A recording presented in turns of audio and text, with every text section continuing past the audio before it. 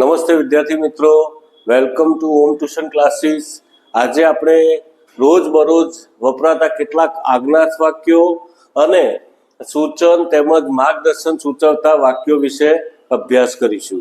તો મિત્રો જોઈએ કે રોજબરોજ કેવા વાક્યો આપણે બોલતા હોઈએ છીએ, ડેલી રૂટીનમાં કયા વાક્યો બોલાતા હોય છે અને આપણે કેવી રીતે બોલવું, તો એના વિશે અભ્યાસ કરીએ।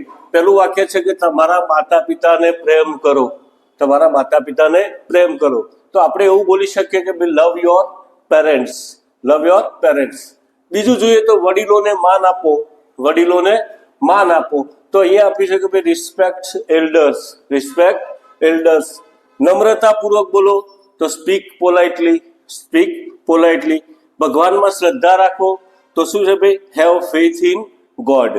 પછી ચિંતા ન કરો તો આપણે શું બોલીએ છીએ ભાઈ ડોન્ટ વરી, શું બોલે ડોન્ટ વરી। પછી ડરશો નહીં તો ડોન્ટ ફિયર। તો આવા કેટલાક શબ્દોનો આપણે શું કહે છે કે ભાઈ ડેલી યુઝ કરતા હોઈએ છીએ બોલતી વખતે, અને આપણને પણ જો કદાચ ન આવડતા હોય તો તમે આ બોલવાનો પ્રયત્ન તમે કરી શકો। લાઈનમાં ઊભા રહો તો આપણે બોલી શકીએ સ્ટેન્ડ ઇન ક્યુ, શું બોલી શકીએ ભાઈ સ્ટેન્ડ ઇન ક્યુ। રસ્તા પર રમશો નહીં તો don't play on the road, don't play on the road.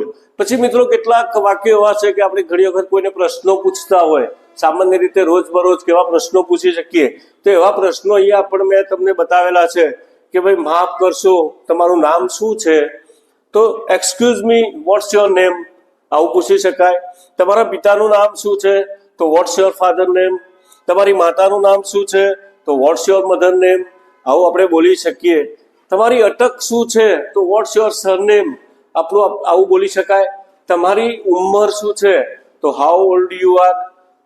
અને તમે ક્યાં રહો છો, આવું પણ પૂછવું હોય તો where do you live, where do you live. તમારા પિતાજી શું કરે છે? તો વોટ્સ યોર ફાધર, શું કહેવાય ભાઈ વોટ્સ યોર ફાધર। અને કેટલા વાગ્યા છે, આવું કોઈને પૂછવું હોય તો વોટ્સ ધ ટાઈમ। આવા શબ્દોનો, આવા વાક્યોનો આપણે ઉપયોગ કરી શકીએ, બરાબર। તો મિત્રો જો અમારી ચેનલ પસંદ આવતી હોય તો વિડીયોને લાઈક કરો, શેર કરો અને સબસ્ક્રાઈબ કરવાનું ભૂલતા નહીં। Thank you very much.